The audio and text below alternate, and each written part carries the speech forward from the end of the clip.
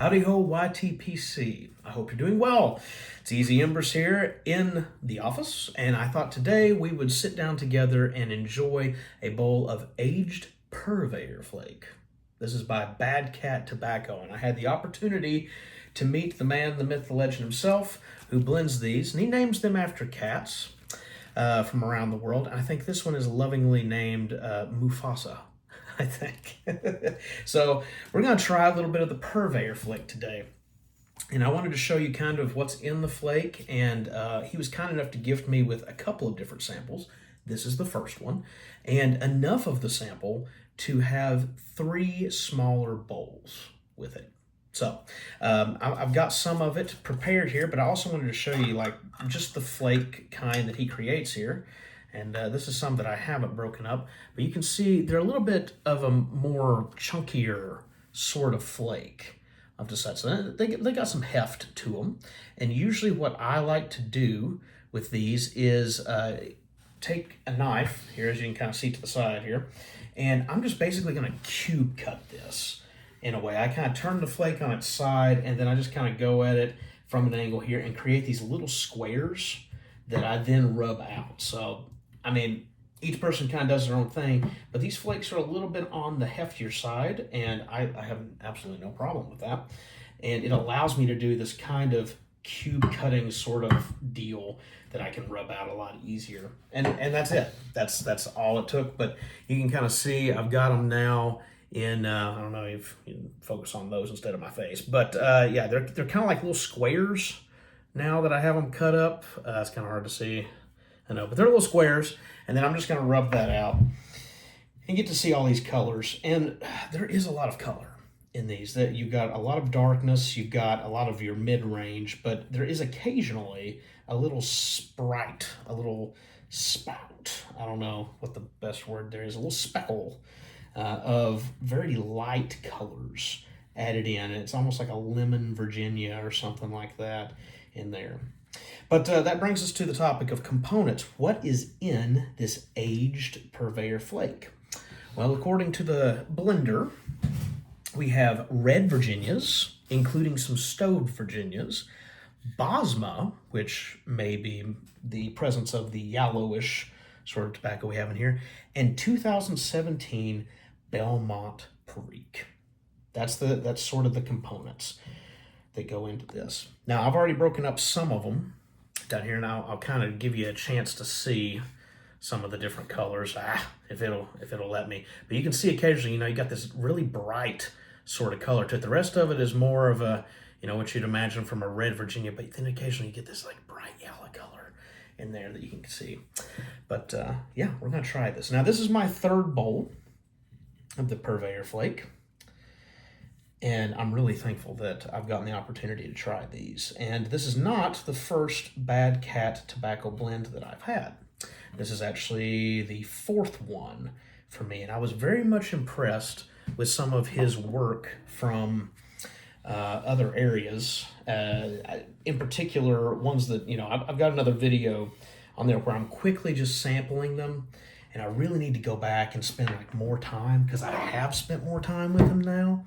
And he's got a couple of them that are really quite fascinating, in particular Rat King. If you get a chance to get a hold of Rat King, that one is something really special. It's on the heavier side. I recommend it for, winter time or something like that, but it has such a unique... It has a part to it that I'm not going to tell you exactly what it is yet, because the last 2 bowls that I've had from this blend, I have also had that same note pop out, and it's just such a unique note in it that it keeps me coming back for more, and it's the thing that I remember the most about just his blends in general. Thank you, Pocket Jar. All right, we didn't have to press this very hard. It's pretty light in here, just enough to fill up the top of my little HS Studio here. I got this for, I think, about 80 bucks. It has a big gash on the side. I know you can't really see it all that well, but there is a gash that I think the maker kind of filled in there for a little bit. Doesn't bother me. It smokes great.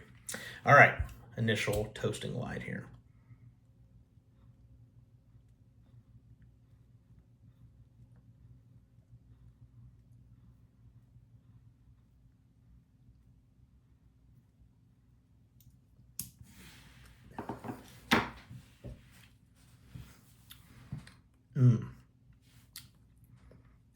Immediately off the toasting light.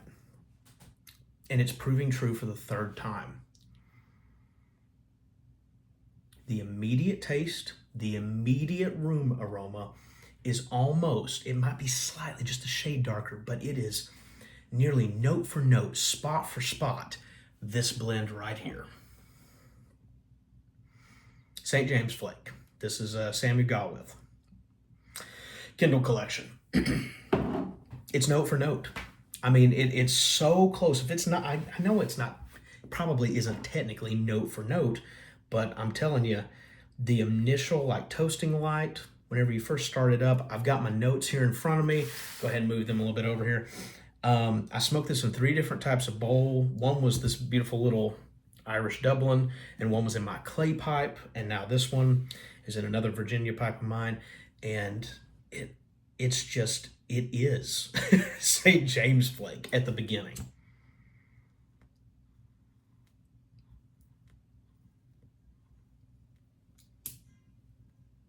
But do not be deceived. This is not a matching sort of thing.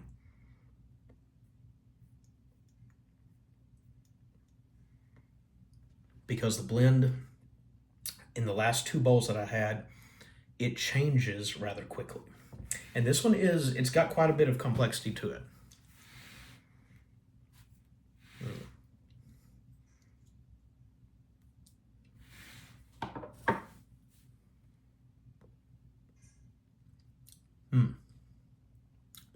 So what am I tasting? I'm tasting sweetness. I'm tasting lightly toasted bread.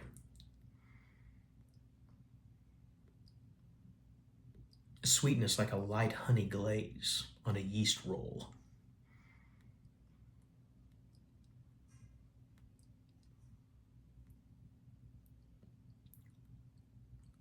The sweetness is amplified in the retro hell.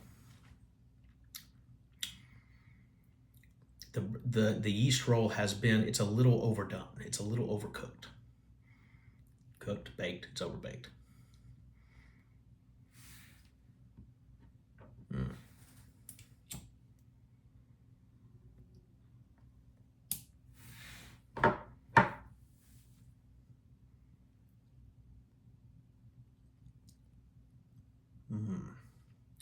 A little hint of vegetal getting added in.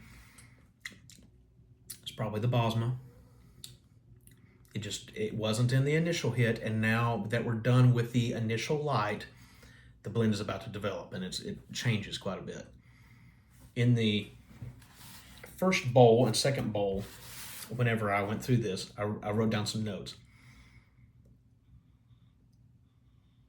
Both times out of different pipes, I said St. James Flake, but with a change, and I can feel it happening right now. It transitions. The thing that first makes it different from the St. James Flake is that you feel it right here in the back of the throat. Pepper. It's a black pepper. The vegetal sort of note that you're getting from, like, I'd say the Basma, it's still like mid-palate.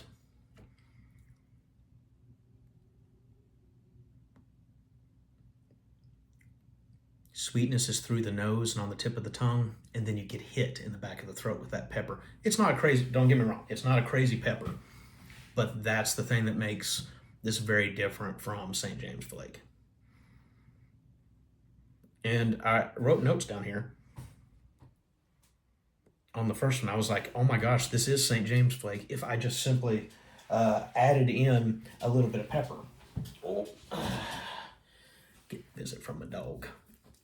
Hey there, Charlie. So this is really fascinating as it develops.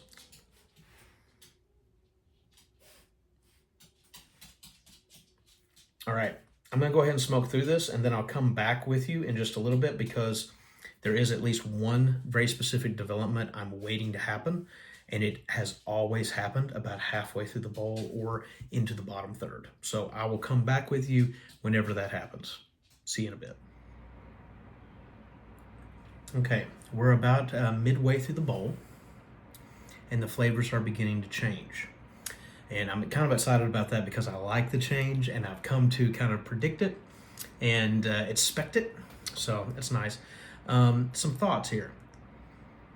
By the middle of the bowl, you can expect the flavors to deepen quite a bit, and you're going to start picking up a lot more of the spice is going to be kind of a constant, just dull spice sitting at the back of the throat, and there's a lot more earthiness. This is a blend that you get to have quite a bit of control over because if you sip it, then you get a lot more sweet. If you puff on it or you're outside in the wind, as I said, one of my test runs was out in the wind, you're going to pick up a lot more of the earthier notes.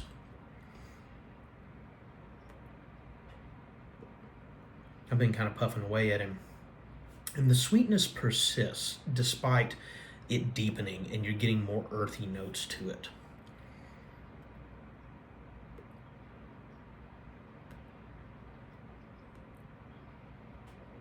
The sweetness persists all the way to the bottom of the bowl. So that's pretty cool.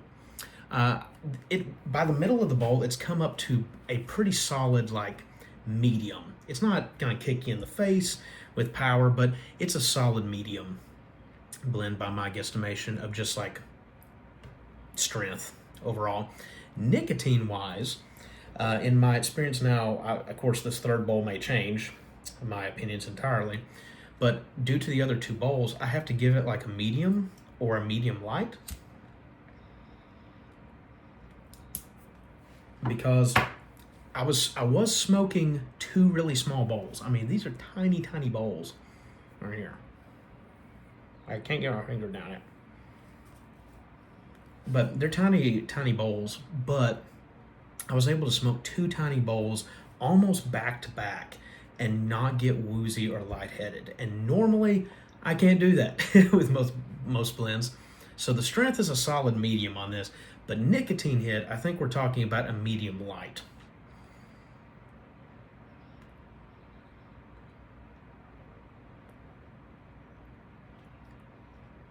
This blend is going to go really, really well with some colder weather, cooler weather. Let's put it that way. Not colder weather, but cooler weather. I feel like this is like a prime time fall release because it's definitely got the earthier notes to kind of cut through, but whenever you retrohale, you get that sweetness, it persists. And I kind of, looking at this flake in this blend, I almost feel like I'm looking at a landscape. Not to go too artistic with this, but it's almost like a landscape where whenever you pull in, you're going to get the earth note. You're going to get the pepper. But then whenever you retrohale, those spices kind of lift up and dissipate into this sweet, creamier, slightly honeyed cloud. And so it's almost like I'm looking at a landscape. You got the earth with its spices and dirt, and then you've got your, sweet, fluffy cloud here at the top. Pretty cool. It's definitely deepening. I'll come back with you in the final third of the bowl in just a moment. Okay, here we are. Final third, and that beautiful change that I was hoping for and expecting, it's happening. Admittedly, this is a medium-sized bowl, and it is not as prominent in this bowl as it was in the smaller conical bowl or the smaller clay pipe that I was having it in originally. But this is what I feel like for this blend is the signature sort of note. And this happened one other time with a Bad Cat blend, the Rat King that I mentioned. And the best way I can describe this, it's happened third time's the charm. It's happened all three bowls near the bottom third, or like that transition between the second to the third. I get, for just a brief second, I'm talking like 5, maybe 10 seconds, I get a hit of Baker's chocolate. And in some cases, it's like straight cocoa. but it only lasts for like 5 seconds, 10 seconds, and then 10 seconds later, the sweetness rises and the spiciness, like the earthiness, settles back and the spiciness moves forward. And the end result is kind of sarsaparilla-ish. It's kind of like a spicier root beer, or I guess the way I like, for the third time now, as I'm taking notes, I write down spicy flat Dr. Pepper. That's pretty cool. I like Dr. Pepper. You know, that's always my thing. But, you know, that's my, like, I don't drink a whole lot of pops or sodas, you know, but I usually will go for a Dr. Pepper. And for the third time now, that note has popped out. It's almost always in the bottom third.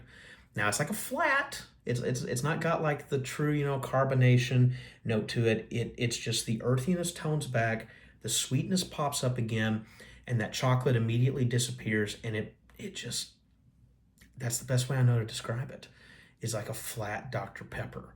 And in the Rat King, I only had 1 out of like 6 bowls that happened in, and I was like, whoa, well, I wasn't expecting that. In this one, it is consistent in the 3 bowls. This one's not as strong, but it's there. So that's pretty cool. I find that really unique with this particular blend. So I'm down to like the dregs here, and I'm enjoying it to the end.